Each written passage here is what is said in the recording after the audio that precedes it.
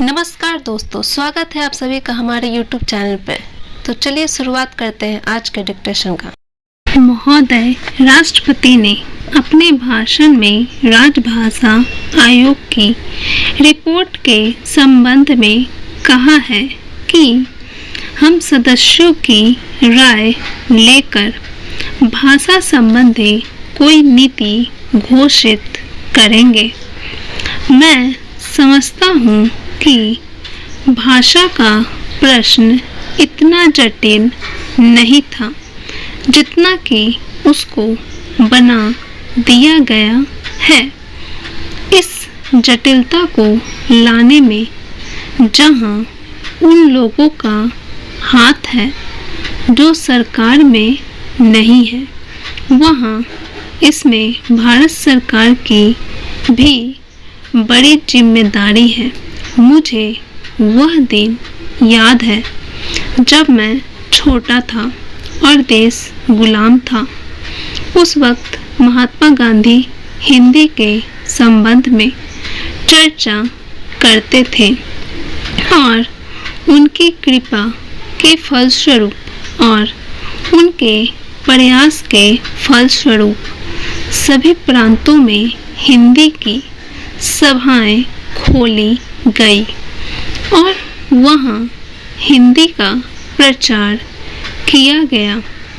उस समय हम अंग्रेजों के गुलाम थे और अंग्रेजों ने ही हमारी राजभाषा अंग्रेजी घोषित कर रखी थी। तब हम अंग्रेजी से दूर थे और हिंदी के निकट थे। लेकिन आज जब हमारी अपनी सरकार है, अपना शासन है, हम हिंदी से दूर होते चले जा रहे हैं। एक समय था जब देश में हिंदी के संबंध में एक मत था। जब देश स्वतंत्र हुआ उस समय हिंदी के संबंध में घोषणा हो जानी चाहिए थी, लेकिन उस समय सरकार चुप हो गई। अब जो देर हो रही है, इससे भाषा संबंधी समस्याएं बढ़ती जा रही है। मैं नम्रता के साथ सदन के सदस्यों के सम्मुख यह निवेदन करना चाहूँगा कि कितनों विचित्र स्थिति है कि आज हमको अंग्रेजी भाषा का मोह पैदा हो रहा है। आज हिंदी की मुख्य भाषा है, इसमें कोई दो मत नहीं हो सकते। यह सबसे अधिक बोली जाने वाली भाषा है। आज इसका विरोध बढ़ता जा रहा है। कुछ ऐसी बातें हो रही हैं जिससे मालूम होता है कि हिंदी का विरोध प्रादेशिक भाषाओं से है, लेकिन ऐसा नहीं है। सच पूछा जाए तो बात यह है कि अंग्रेजी भाषा के स्थान पर हिंदी को लागू करने का प्रश्न है। प्रांतों में काम प्रादेशिक भाषाओं में हो, किंतु केंद्र में तो हिंदी भाषा भाषियों को और कुछ जो अहिंदी भाषा भाषी लोग हैं उनको यह गलतफहमी हो रही है कि हिंदी वाले बलपूर्वक हिंदी को राजभाषा बनाना चाहते हैं, लेकिन इसमें कोई इस प्रकार का प्रश्न नहीं है। यह तो केवल आपस में समझने का प्रश्न है। किसी स्वतंत्र देश में ऐसा नहीं है। महोदय, राष्ट्रपति के अभिभाषण में राष्ट्र की दशा का जो भी चित्रण किया गया है उसे देखकर भविष्य के बारे में जनता के मन में अच्छे जीवन की आशा उत्पन्न होना कठिन है। अभिभाषण में अधिक बल शासन ने अभी तक जो कुछ किया है उसकी ओर दिया गया है, जबकि यह सदन और राष्ट्र की जनता आज हमारे सामने जो संकट खड़े हैं उनका निराकरण किस प्रकार किया जाएगा, इसके संबंध में मार्गदर्शन की आशा करती थी।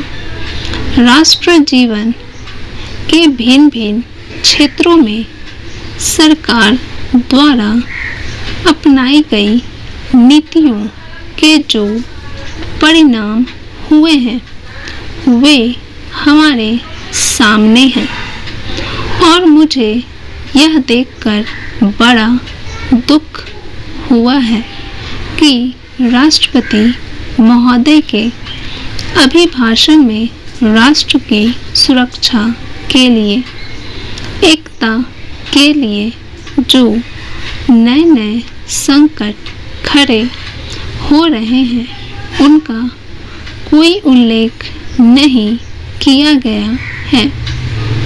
कुछ ही दिन हुए हमारे रक्षा मंत्री ने एक भाषण में कहा था कि भारत 100% सुरक्षित नहीं है। किसी देश का रक्षा मंत्री सार्वजनिक रूप से इस तरह के विचार व्यक्त करे तो यह प्रश्न स्वाभाविक रूप से खड़ा होता है कि राष्ट्र की सुरक्षा की ओर, जो कि सर्वोपरि है, ध्यान देने के लिए पूरा प्रयत्न क्यों नहीं किया गया।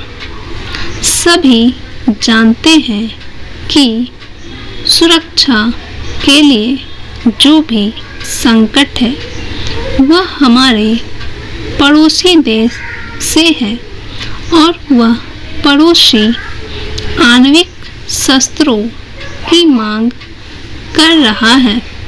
वे शस्त्र किसके विरुद्ध काम में लाए जाएंगे, इसके संबंध में किसी को संदेह नहीं है, किंतु प्रश्न है क्या हमारा सैनिक बल, हमारा साज सामान किसी भी आक्रमण का सफलतापूर्वक सामना करने में समर्थ है। मैं यह स्वीकार करता हूँ कि किसी बड़े युद्ध की आशंका नहीं है, किंतु पाकिस्तान के नेता अपनी जनता का ध्यान वहाँ की गिरती हुई आर्थिक स्थिति से दूर करने के लिए किसी भी समय कश्मीर के प्रश्न पर अंतर्राष्ट्रीय सैनिक हस्तक्षेप को निमंत्रण देने के लिए झगड़ा कर सकते हैं और कोई भी परिस्थिति उत्पन्न हो, देश की जनता इस सरकार से यह आश्वासन चाहती है कि जहां तक पाकिस्तान के आक्रमण का प्रश्न है, भारत 100% सुरक्षित है। इस संबंध में सरकार को जनता के मन में विश्वास उत्पन्न करने का प्रयत्न करना चाहिए।